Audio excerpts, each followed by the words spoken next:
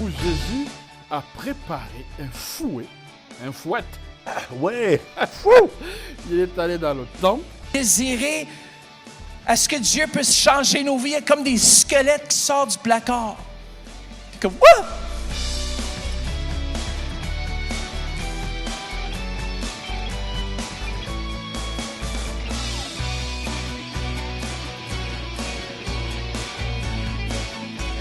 Dieu a tant aimé le monde!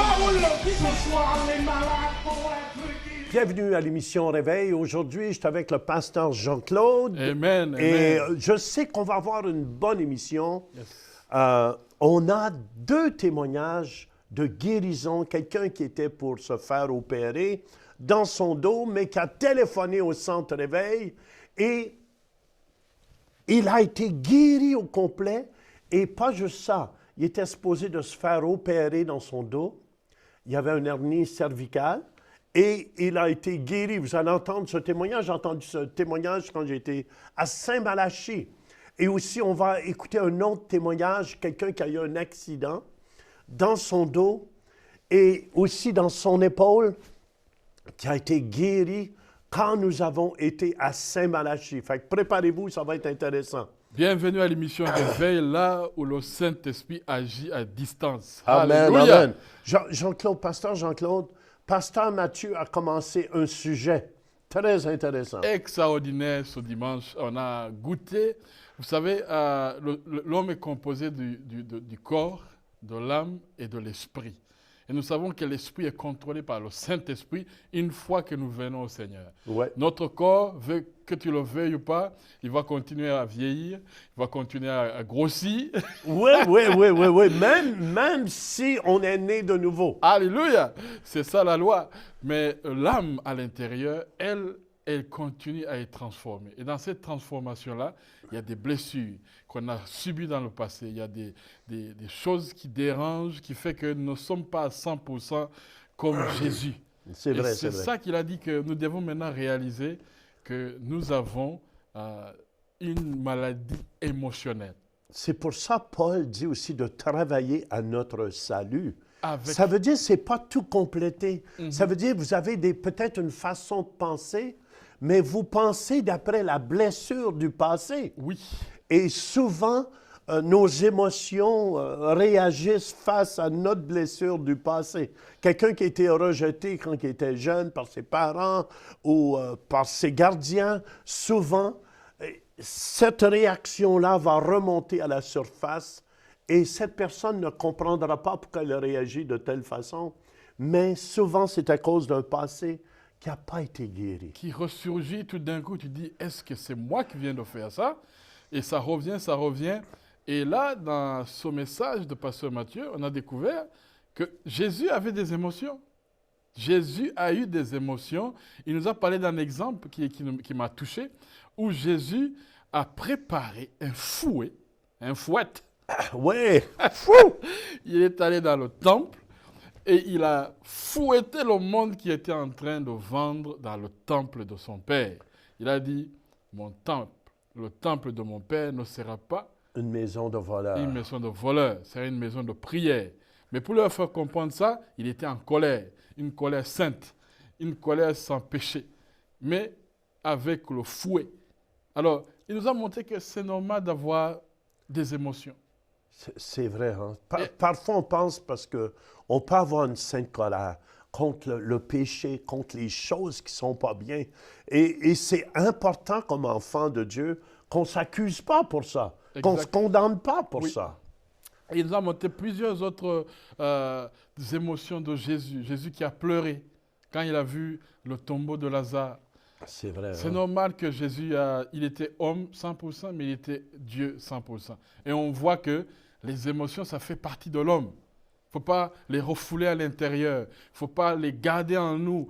Ne pas s'exprimer. Ne pas dire ce que tu penses. Moi, je me souviens, mon père, qui était alcoolique à ce moment-là, jamais nous exprimait cet amour et cette chose. Et je me souviendrai toujours, mon père, pour lui, être un homme, c'était de ne pas pleurer et aussi de me battre. Écoute, ça fait aucun sens. Hein? Je me souviens un jour, je m'avais battu à un endroit, je ne veux pas dire où. Alléluia. Et là, mon père, il dit, là, tu fais un homme de toi. Yes. Tu comprends? Et pour moi, j'étais tout défait. J'étais... En plus, pour lui, c'était ça, être un homme. Mais être un homme, ce n'est pas nécessairement de se battre non plus. Exact. Et Et à l'église, on voit de plus en plus des gens, tout d'un coup, qui quittent une église, ou qui partent en rébellion, ou qui décident, moi, je ne veux plus te parler, je ne veux plus parler à un tel. Alors que réellement, c'est juste s'asseoir et parler. C'est juste c'est vrai. exprimer qu'est-ce qui ne va pas. Pourquoi est-ce que tu n'es pas d'accord? Pourquoi est-ce que tu n'aimes pas ma façon de fonctionner? C'est juste s'asseoir et parler. Parce qu'on a peur maintenant que l'autre soit blessé ou que... Ou que l'autre réagisse mal à notre... mal. Et on essaie maintenant de garder ça à l'intérieur, de garder ça à l'intérieur. Et vous savez, quand la marmite a bouilli, il ne faut pas la fermer. Il faut l'ouvrir, sinon elle va éclater. Oui, hein? Moi, c'est un peu le contraire. La marmite était toujours... Moi, ça sort automatiquement. Moi, je devais contrôler un peu ce que je disais. Et, mais on apprend aussi. Oui. C'est pour ça qu'il ne faut pas se condamner à la maison, là. Peut-être que vous dites, ouais, mais j'ai un caractère de bœuf. Mais Dieu va la transformer, ce caractère-là. Croyez-le. Il va vous donner un bon caractère. Mais ça ne veut pas dire que moi, j'ai un caractère fonceur. Je suis un fonceur de nature. Toi aussi, Jean-Claude. Oui, il faut y aller. Alléluia. Il faut y aller, il faut avancer pour l'œuvre de Dieu. Mais la chose la plus importante, il ne faut pas se condamner pour qui Dieu nous a fait. On a des qualités, chacun de nous, mais on a des faiblesses. Mais il ne faut pas prendre les faiblesses de l'autre et toujours mentionner les faiblesses de l'autre. Parce que de la façon qu'on se prend pour juger l'autre, c'est de la même façon que Dieu va prendre pour nous juger, nous aussi. Amen. Fait qu'il faut faire attention quand on essaie de reprendre les autres. Chacun de nous ici, chacun de vous à la maison, vous avez des qualités, vous avez des faiblesses, mais je veux vous encourager aujourd'hui. Dieu nous aime, Jean-Claude. Amen. Dieu nous aime dans nos qualités et dans nos faiblesses. Et des fois, nous pensons que Dieu nous a déjà condamnés, alors que Dieu est lent à la colère. Il est riche en bonté. Si vous pensez que l'autre est en faute, regarde-toi toi-même, regarde d'abord toi. Qu'est-ce que tu es en train de véhiculer? Est-ce que tu véhicules le pardon? Est-ce que tu véhicules l'amour? Est-ce que tu véhicules l'entente ou écoute, il faut s'asseoir et parler. Peut-être que tu es fâché contre ce qu'on t'a fait. Ça fait des années. Il faut juste s'asseoir et parler. Oser s'ouvrir à l'autre. Ouais. C'est un risque. Mais des fois, il peut y avoir des bonnes techniques aussi qu'on peut apprendre. Oui. Comment se parler. Si on n'est pas capable de se parler l'un et l'autre à la maison, c'est important peut-être d'avoir une troisième personne là Exact. pour nous aider à comment on peut communiquer, comment pas bâtir des murs entre nous. C'est pour ça, Jean-Claude, je veux qu'on aille au centre réveil. Puis écoutez bien attentivement, je crois que Dieu va guérir des cœurs aujourd'hui et des vies ici, parce que beaucoup sont blessés intérieurement. Moi, je l'étais, Jean-Claude. Eh bien, et quelle merveille que Dieu a fait avec moi. Comment Dieu m'a guéri. Et si vous voulez, on va écouter Pasteur Mathieu ensemble et on vous revient. Amen. Vous savez, on dit toujours que je dois vivre le message avant de l'enseigner. Et c'est tellement vrai. Lors de la préparation de ce message, j'ai été libéré. J'ai vécu une guérison. J'ai vécu quelque chose de puissant à moi. Le Seigneur me dit, n'aie plus peur d'être qui tu es avec les autres. N'aie plus peur. Et j'ai été libéré complètement. Et aujourd'hui, je me tiens devant nous, un homme complètement libéré à cause que Dieu, le Saint-Esprit, est venu me libérer. Et il m'a dit ce matin qu'il va activer quelque chose, il va activer la libération dans vos cœurs afin que ce qui vous a hanté peut-être pendant des années, ce qui vous a suivi pendant des années, que vous n'avez jamais compris que vous êtes des choses auxquelles vous n'êtes même pas conscient. Dieu va faire en sorte que ça remonte à la surface afin que le feu du fondeur, il puisse venir enlever. Sa parole, elle est comme un feu. Et moi, je prie que le feu s'allume en dessous de nos vies pendant le mois de mars. Ça a déjà commencé. J'ai dit, oh, le travail commence. Pasteur Jean-Claude, il y a des gens qui commençaient à me téléphoner, se plaignent pour ci, se plaignent pour ça. Ah, ça va pas. Ah, dans ma tête, j'ai dit, voilà ce qui est caché commence à remonter à la surface.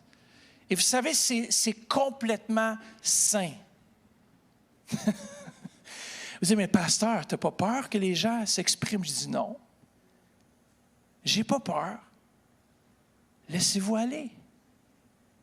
Laissez le Saint-Esprit être le Saint-Esprit dans vos vies. Il y a différentes cultures qu'on n'exprime pas ce qu'on ressent. Et on refoule l'abus, on refoule toutes sortes de choses qu'on a vécues, puis on dit, c'est pas la foi de libérer ce que je ressens, c'est pas sain, c'est pas... Oui, c'est sain. C'est sain de laisser aller. C'est sain de dire que tu n'es pas d'accord. C'est sain même d'être en colère.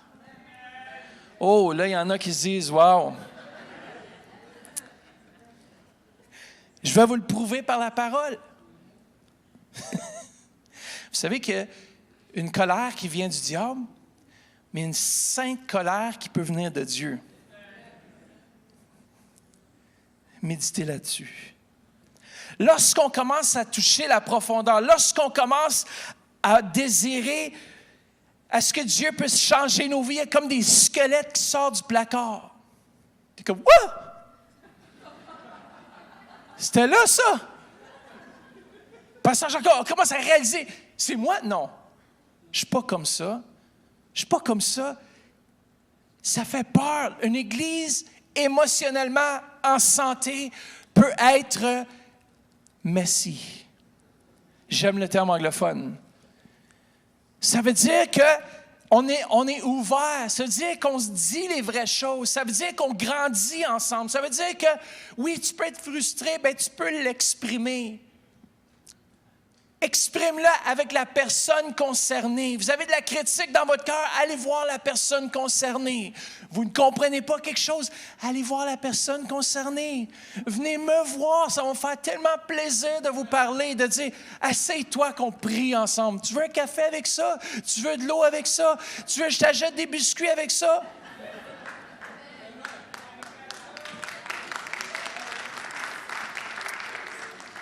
Tu veux que je t'apporte une soupe avec ça, un steak avec ça? Patate? Quoi? Un chausson avec ça? Merci de le genou. C'est bien, lorsqu'on regarde, vous savez, le Titanic, vous savez qu'on dit qu'on ne pouvait pas le faire couler. Mais le Titanic avait des failles.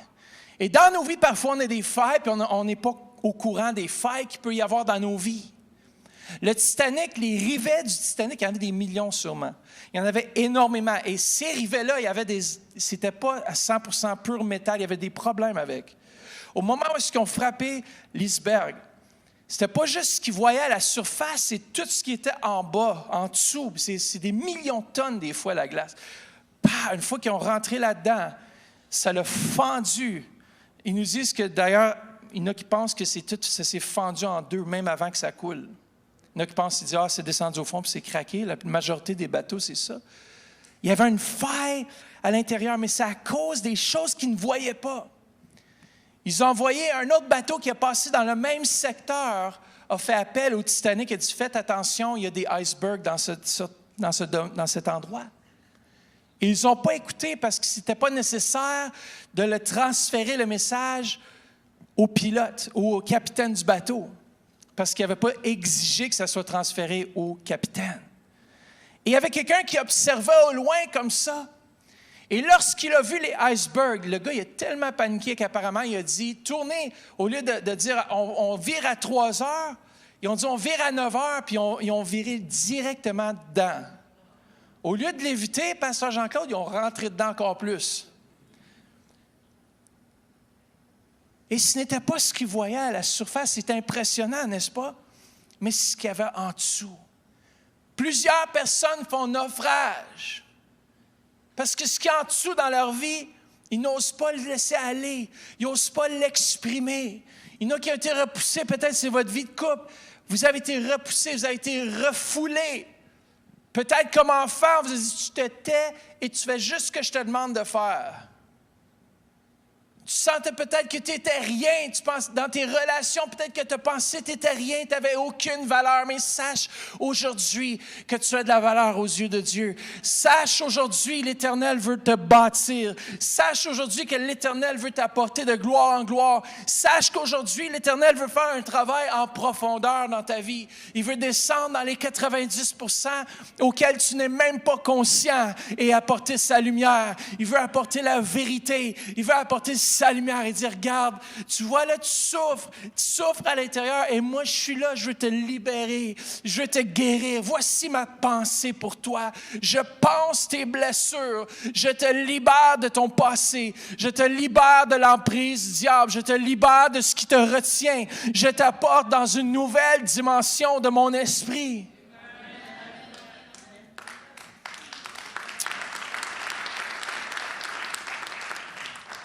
Vous savez, la plupart du temps, les gens autour de nous voient nos failles. La plupart du temps, les gens voient nos incohérences, nos manœuvres défensives. Ils voient ça. Mais ça prend de la maturité, ça prend quelqu'un de mature pour pouvoir apporter la guérison chez notre frère ou notre sœur. Mais ce mois-ci, je veux déclarer sur vos vies que Dieu, Saint-Esprit, va venir enlever les couches qui font mal. Il va venir travailler en profondeur. Peut-être qu'à un moment donné, vous allez dire « Ouch! » Dieu va ramener à ton souvenir les moments où est-ce que peut-être tu as vécu un certain abus. Là où est-ce que peut-être tu as été incompris. Là où est-ce qu'on t'a jugé. Là où est-ce que tu as ressenti un manque d'amour. Là où est-ce que ta vie a été vraiment démolie à un moment donné. Et tu te dis « Plus jamais je veux faire confiance à personne parce que la fois où j'ai fait confiance, ma confiance a été trahie. » Et l'Éternel va apporter la guérison dans les profondeurs de ton être. Proverbe 4, 23 nous dit ceci. Par-dessus tout, veille. Le mot veiller, ça veut dire être alerte, être vigilant. Veille, Salomon, l'homme le plus sage, a dit veille à ce que tu penses et à ce que tu ressens. Combien de vous veillez vraiment à ce que vous pensez et surtout à ce que vous ressentez? Vous savez, il y en a qui disent, c'est pas chrétien. On ne parle pas ici de vivre parce que tu ressens. On nous parle ici de veiller à ce que tu ressens, de veiller à ce qui se passe intérieurement et de dire, Seigneur, est-ce que tu as quelque chose à guérir là-bas? Car tes pensées et tes affections modèlent toute ta vie. Le mot modeler, ça veut dire qu'il est comme un miroir. Un miroir de ce que tu vis, de ce que tu penses et ce que tu ressens. Tu es ce que tu penses et ce que tu ressens. Littéralement.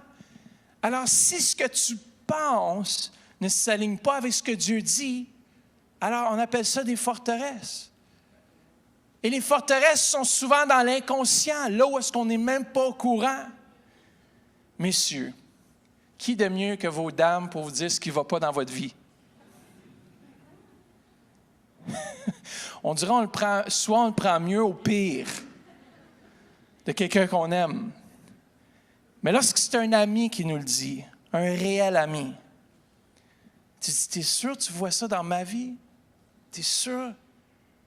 Et au moment où est-ce qu'on fait confiance, au moment où est-ce qu'on dit, mais moi je veux changer, moi je veux m'améliorer, c'est là que Dieu, il prend nos vies et puis il les transforme de gloire en gloire. Dis à quelqu'un, la vérité fait mal. Vous savez, la vérité fait mal dans la mesure où on ne veut pas s'y conformer. Pourquoi? Parce que on dit que c'est l'orgueil qui veut nous empêcher de devenir ce que Dieu a pour nous. La vérité, lorsqu'elle est là et qu'on l'accepte et qu'on l'applique, voilà qu'on devient réellement des disciples.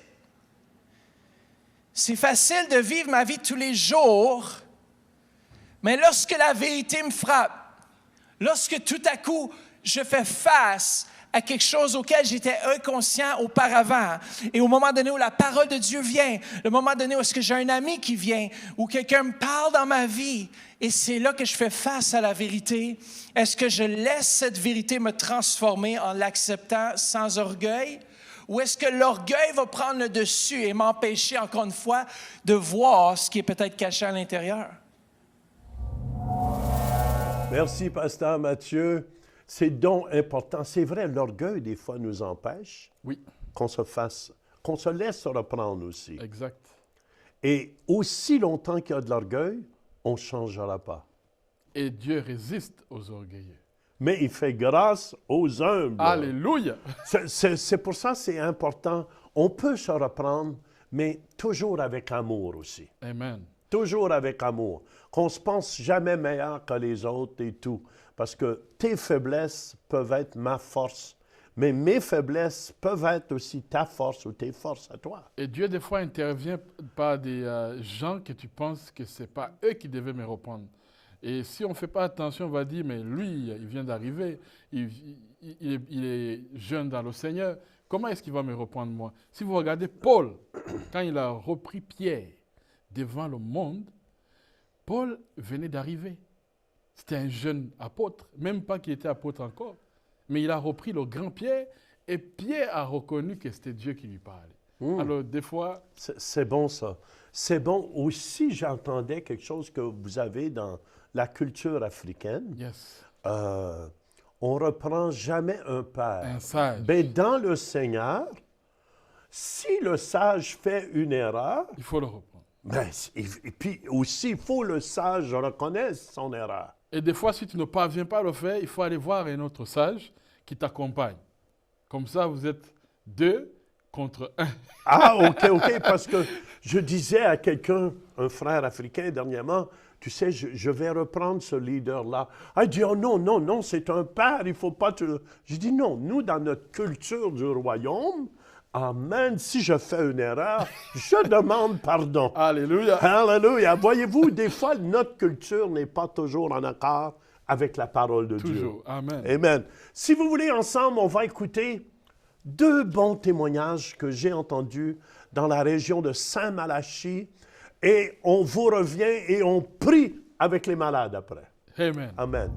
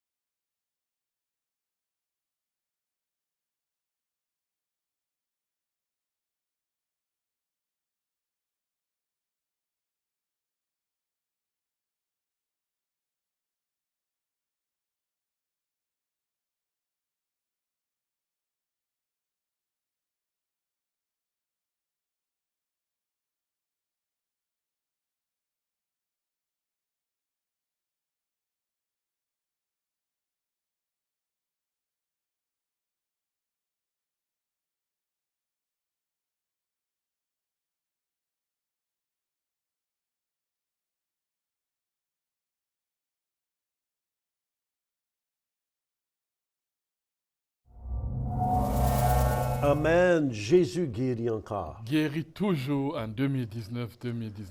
Et tu sais, Jean-Claude, quelque chose qu'on veut faire aussi, on va mettre sur mon site Facebook ou on va ouvrir un site, le miracle de la semaine. Et les gens vont pouvoir venir écouter des miracles, parce que vous savez, la foi vient de ce qu'on entend et ce qu'on entend vient de la parole de Dieu. Amen. Mais un miracle, pour moi, c'est toujours accompagné de la parole de Dieu. La parole de Dieu est toujours accompagnée d'un miracle. Et c'est pour ça, aujourd'hui, on veut prier pour vous. Puis écoutez bien, il y a des gens qui peuvent dire, « Ouais, mais moi, je n'ai pas été guéri. » Écoutez bien, continuez de croire. Amen. Sans la foi, on ne peut pas plaire à Dieu. Et si vous voulez ensemble, amen, faites ce pas de foi. Yes. Placez votre main là où vous avez mal. Oui. Amen, amen, amen. Et on commande au nom de Jésus-Christ à toute maladie dans le corps, toute infirmité au nom de Jésus-Christ.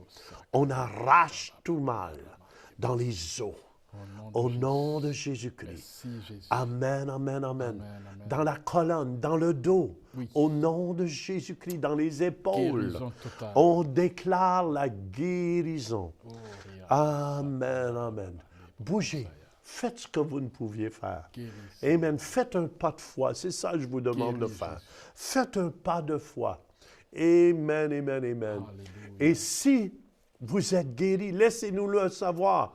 Comme le frère qui a été guéri nous a laissé savoir. Sans ça, on ne peut pas le savoir. Écrivez-nous, laissez-nous votre témoignage. Faites ce que vous ne pouviez faire. Amen. Il y a des gens qui sont capables de bouger. Vous allez voir, le mal est complètement parti. C'est tout le temps que nous avons. À la prochaine. Soyez bénis. Vous pouvez devenir partenaire de l'émission Réveil en faisant un don mensuel de 20 $ ou plus par Visa ou Mastercard par le biais de notre site web ou en nous faisant parvenir un chèque par la poste. Pour plus de renseignements, visitez notre site web centreréveil.com ou composez le 1-877-273-8345. Merci de votre soutien.